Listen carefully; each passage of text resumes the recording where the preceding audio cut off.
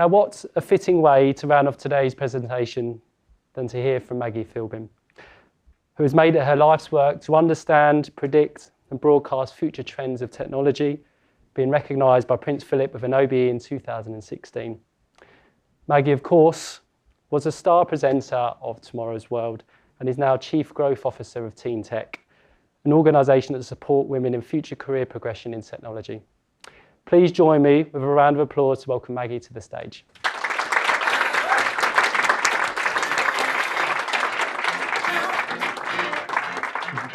Amazing. Well, it's great to be here and some really, really fascinating speakers. So thank you so much. I've been making all sorts of mental and indeed physical notes.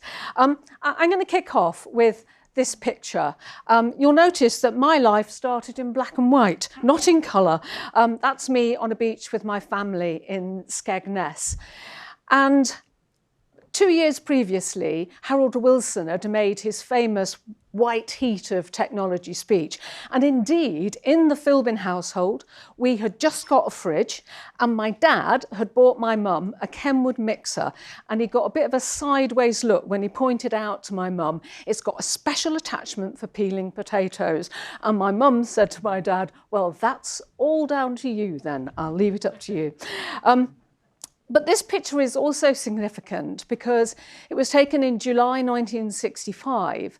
And in July 1965, a group of people in the BBC, for the very first time, put out the Tomorrow's World programme. It was originally intended to be just a 6-week series to fill in a bit of a gap in the summer, and it subsequently ran for over 38 years. So as a child, these were some of the things that I was watching on Tomorrow's World. Some of them, when you see the dates come up, you might think, goodness me, you know, did they have the tilting train in 1969? And it's quite interesting because you can go back through the records and see the kind of public reaction to certain things like the ATM, which we got loads and loads of letters into the office, which you're able to sort of look at in the archive, with people going, what an absolutely ridiculous idea. Who would want to stand outside in the rain getting their money when you could go and queue up inside? So it's quite interesting, the whole reaction to technology. And so it went on. Now, I was watching this show. I was really impressed by the tech. I was really intrigued by it. But it didn't resonate with me in terms of me thinking, could this be a future for Maggie Philbin? I was more preoccupied on how could I become an international show jumper, given that I didn't have a horse and my parents couldn't afford riding lessons. So I think that maybe that was one of the reasons why I wasn't thinking about technology as a career. But also, I think another reason could have been something else. I'll come on to that in a second, but a quick quiz question just to make sure you're on your toes at this point in the afternoon. The CD, famously shown on Tomorrow's World, we did not spread jam on it. That was nationwide, and as you know, if you spread jam on a CD, that wouldn't work. But we did show the CD on the programme. My question is, what was the first album to be released on CD? So we're going to do a quick show of hands. Was it ABBA? Was it Billy Joel? Was it Dire Straits? Now, this is an excellent quiz question because everyone normally does go for Dire Straits. That was the majority of the audience. Now, Dire Straits were the first to sell 1 million. ABBA were the first to press a CD. That was the one we showed on Tomorrow's World. And Billy Joel was the first to release a CD. So if you ever want a quiz question, that's a good one to go for. But I think this was one of the reasons why maybe I wasn't drawn into Tomorrow's World. And that is because it was very blokey. It was produced by blokes, it was presented by blokes, it was edited by blokes, and it was researched by blokes. And I think subconsciously, that was why I felt a bit excluded from this amazingly exciting, but fairly masculine world. So the thing that changed my Tomorrow's World was a woman at the BBC who was looking for a female presenter for their new Saturday morning show called Swap Shop, and she thought she would fish in a different pool. And if you look at that ad, which is the real ad that I saw, I was in the middle of my finals at university looking for a bit of displacement activity. This was it. It was just a box number. I didn't have a clue what that programme was, but there was one little phrase that made me apply. And it's one that if ever you are looking for talent of whatever kind, that phrase of, or would you be willing to learn, should be in the ad, because that was what made me write a very tongue-in-cheek letter. And much to my surprise, a few weeks later, I was actually given the job, and she took an enormous leap of faith with me. I did ask her, why did you give me the job? And she said, well, we asked you one question, which was, where did you get your boots from? And you talked for 35 minutes. So let that be a warning to you all. And that eventually led, 4 years later, to me being asked to host the programme where I felt I'd truly come home, and that was Tomorrow's World. So here I am, and here are some of the things that I showed the UK public for the very first time. And I do feel incredibly proud that I demonstrated the first digital camera, virtual reality, the first sat-nav. And sometimes I do have to remind myself I didn't actually invent these things. I merely showed them on the telly. And it was a wonderful, wonderful programme to work on. And, you know, do come up to me if you want any sort of like further anecdotes about the show, because there are absolutely many. And I love talking about it. But the thing that made a real difference to me when I was there were these people, because the makeup behind the scenes of Tomorrow's World had really changed. And the demographic, these really amazing, talented, wonderful women were producers and researchers and editors. They remain my closest friends. And they made a real difference to the whole tone of the programme. It was a joy to work on, and they made sure that there were no inadvertent little slips where you talked about engineers as he. There was no carelessness in the writing. In 1987, and I can date this precisely because I was pregnant at the time, I stood in front of the antenna. The big antenna at Goonhilly is nicknamed Arthur, and said, "This is the dawn of a new digital era." And I felt it was incredibly exciting. But it seemed as though that dawn wasn't a dawn for absolutely everyone. It was a dawn for certain parts of society.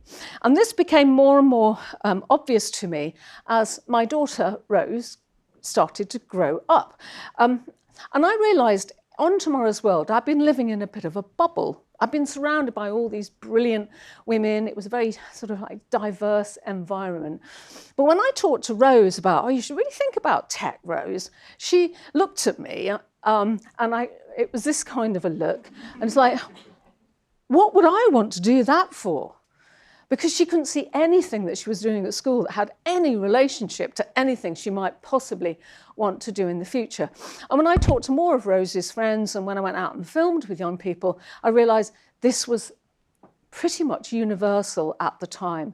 And that's what, amongst other things, made me set up TeenTech and to start building a series of related opportunities for young people to alert them to the kind of amazing tech that I'd had first-hand experience of on Tomorrow's World, but most importantly, to make them really understand their own potential to enjoy working in those areas. And as you can imagine, there's all sorts of different things that we do for different age groups, but they all lead to the same thing. It's about real-world contact with industry. It is about learning certain skills, but it's also about gaining the experience of these things that I've just placed around the outside of that wheel, because the things around the outside take years. I mean, I'm not saying you can learn every skill in 6 weeks, but that, you know, you can't just walk into a classroom and go, right, be bold. Okay, right, we'll be moving on tomorrow. We'll do teamwork tomorrow. It's not like that. You have to have experiences, and you need lots of experiences where perhaps you might be actually allowed to fail. The other thing that we do is to meet the young people where they are. it's not about going in and going, right, I'm going to talk about myself and everything I've done, and I will thereby inspire them to also be like me. You start where they are. What are they interested in? Yes, sometimes a child will be interested in being a scientist, but if she wants to be a tattoo artist, you can start with the tattoo artistry and relate that towards digital skills. Start where they actually are. And as you can imagine, we're quite hot on data. We've always collected data about the impact. We don't continue doing things that we don't work. We don't do it on our own. We have massive support from organisations. Google have been amazing. Marks and Spencer's have opened their doors. So this is a collaborative effort. And I think it comes to life when you start to meet some of the students. So these students here, and by the way, I always have full permission to talk about their stories. So in the middle here, we got Charles. Charles was in detention constantly. But fortunately for Charles, the room where the detentions were held was also the room where the TeenTech Club was held. And in the end, the teacher running the TeenTech Club went, you know what, Charles, you're here all the time. You might as well just come and do this. And he did. And that was when Charles saw his moment, and he and his mates came up with this amazing idea for this interactive comic using augmented reality, and we connected them with the head of Disney, actually in the States, to help them with some of the thinking behind that idea. And it had a real impact on the school. And the case studies go on. You know, this was a school that was very hot on the arts, wanted students to see actually all sorts of imaginative and creative ways you can be using technology. And you can see the kind of impact that ran there. And, you know, because we've done this for so long, I mean, 13 years ago when we did the first a TeenTech event, I had no idea it would turn into an organisation running on the scale that we run now. But it does mean that we can see the kind of impact we're having. In this case, this is just in one particular school. And it's not only about, you know, encouraging students to go down particular university routes, because teachers are familiar with that. They're less familiar perhaps with the apprenticeship route. So this student here, Grace, she came to an event there when she was 12. She went on and did a TeenTech Award project. Here you can see her. This is actually at one of Google's other spaces, because she joined our Young Digital Task Force. She presented at BET, and here she's coaching younger students. And she's just finished an apprenticeship with IBM. And she says she wouldn't have known about apprenticeships in the digital space had she not done TeenTech. Now, as you're probably gathering, I can talk about this forever, but I want you to hear firsthand from a couple of really special people. I'm really, really proud of them. So I'm going to ask Tamina and Lauren to step up on stage, and we're going to navigate these stools, which is a bit of a challenge, because what I want to ask you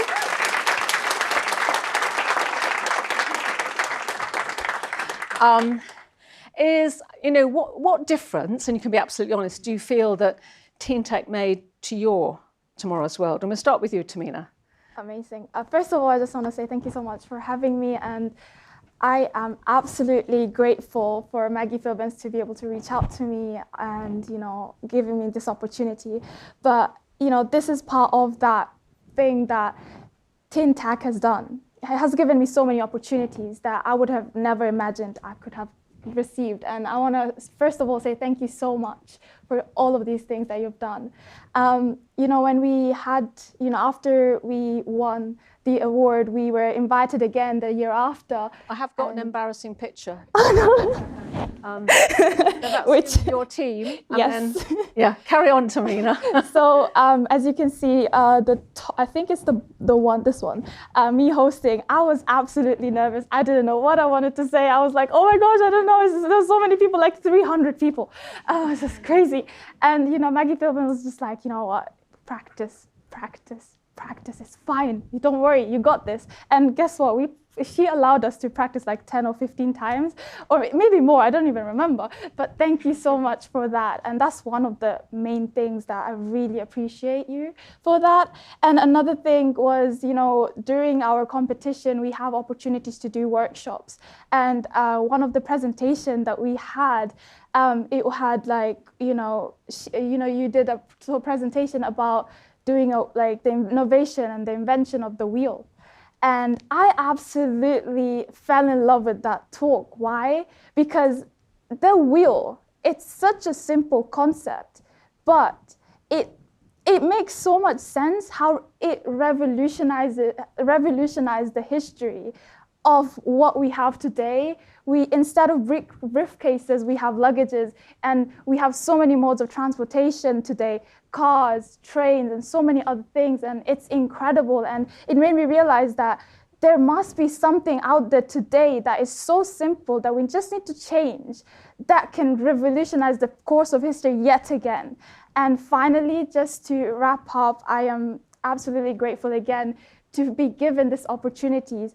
And even today, loads of people don't know how incredible it is to be standing here to talk and to be able to present TeenTech. And I want to appreciate that, the ability to meet like-minded individuals.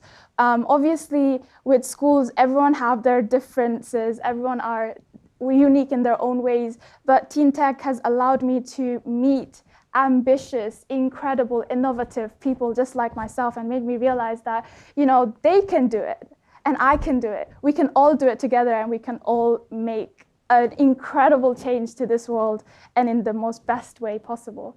So yeah. Yeah.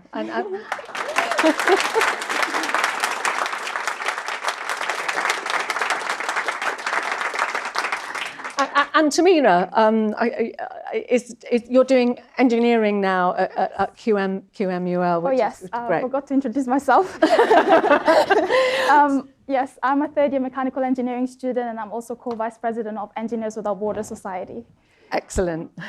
So, Lauren, over to you. Ooh, so what difference? I don't know how to top that. Thinking about TeenTech takes me back 7 years when I first heard about it.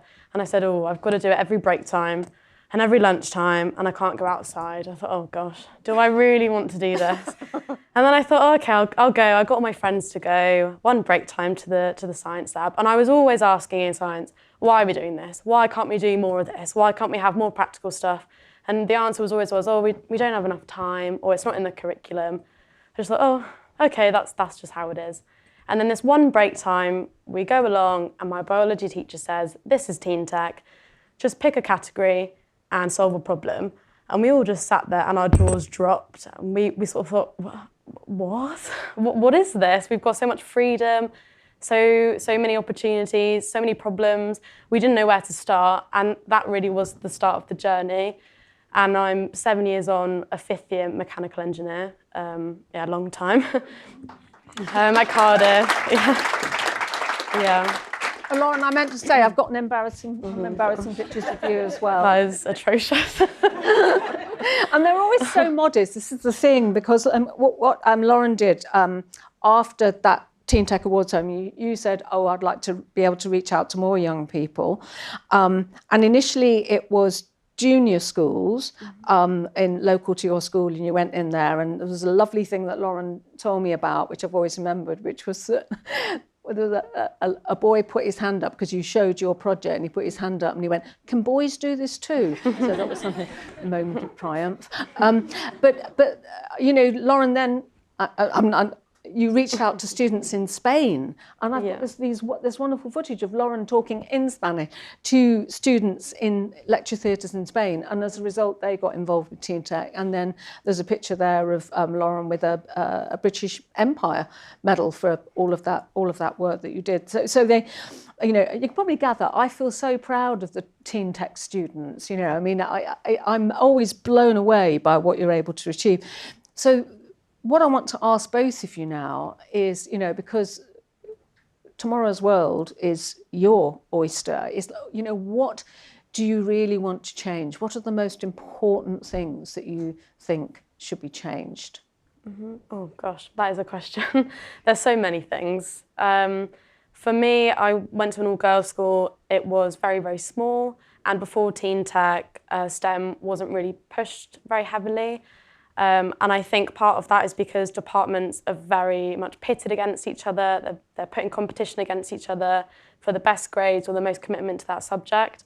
And I think what I would like to see going forward, and Maggie and I have spoken about this so many times before, is showing students, young children, how important it is for art students, for history students, for science students to all work together, and how valuable it is to work cross-departmentally, because you don't know the value of someone else in your team until you actually sit down and talk to them. And we have that even at university. You sit in a room with people and they've all got different skills and different backgrounds. And I think that needs to filter right down into school so that it can go forward into universities and into the workplace. Amazing. Yeah, I agree with that as well. And to add on, I also think that it's very important for us to know as females the concept of confidence and self-belief, because one thing that surprised me very recently I heard was that, during interviews, the interviewer would ask, what do you think, you should earn? And then they would be very humble. Compared to guys, girls tend to be more humble with the numbers. Right? Am I right, guys? Am I right? Exactly. So what I'm trying to say is, what I would like to see more of is potentially maybe workshops to slowly increase that confidence, that belief that actually I have that ability within me that I can sort of, I'm putting the same amount of effort as a guy. Why am I getting paid less? Why do I deserve less? No, I deserve the same amount. And we had a conversation about, your daughter as well, how she did so many phenomenal things. And then they had that conversation about saying, oh, do you think you deserve that amount of money? Don't you think we're paying you a bit too much? And I loved what your daughter did. And the fact that, she stood out and she said, I deserve what I'm getting paid because I did what you couldn't do before. So having workshops in schools from schools, and also even in work placement, saying that, we have what it takes, we have it in, is very important. So yeah. Can I add another thing? Another thing was, I absolutely love this sort of thing because, we need more opportunities for university students, even sixth formers, to come up on stage to represent their background, ethnic minority, even females, anyone. Showing them they have that ability to be able to present in front of many people. And also on the other side of the screen, you never know, you might be inspiring the next Bill Gates, you might be inspiring the next Maggie Philbin. And it's incredible. And not only that, there is still that stigma, you're a girl, why are you going into engineering? What are you gonna do with engineering? I had that, and I'm very grateful that, I didn't jump into the conclusion with agreeing with what the society is thinking, like, oh, yes, you are right. I should go into medicine. I mean, medicine is great, don't get me wrong, but I want to do engineering. I want to invent something new. And so, yeah, I think it would be great if we have more situations like this, because it will also break that stigma. It shows that, women, females are also great engineers, and that will encourage parents to let their children, their female daughters, to go into pursuing STEM, even not only STEM but other things, and it encourages the student representing oh my gosh, someone like me is on screen and they're doing STEM. If they can do it, I can do it too, right? Oh, brilliant. So yeah, I hope that was a good answer.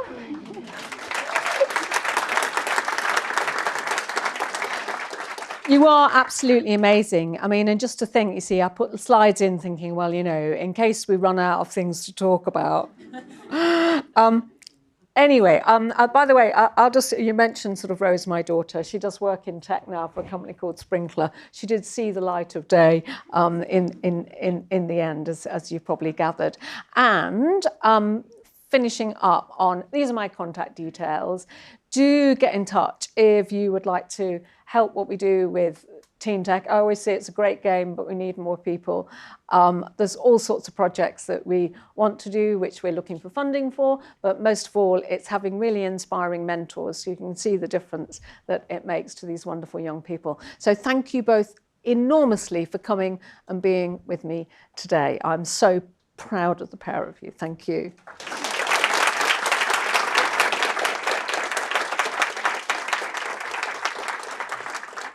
Excellent. And I think that is us. Yeah. I think we're just... my light was flashing, so I thought... Look at this. Yeah, I know. I'm very obedient. You've done incredibly well, and just so inspiring. Tamina, Lauren, just to hear some of the things you've done is just absolutely inspiring. I've got a 3 and a 1-year-old daughter, and I'll be telling them all about you tomorrow. And yeah, I'm sure that you'll be getting a number of emails from the people that are watching today to come and tell your inspiring stories. One of our team, because some of the students we work with are really young. They're sort of 8 or 9 years old, and they are full of ideas. And our finance director was watching one of the virtual sessions that we also do. And she turned around to her daughter and she said, "What's the matter with you? You're 10 and you haven't invented anything." No pressure. Thank you very much indeed. No, thank you. And another round of applause. Thank you so much.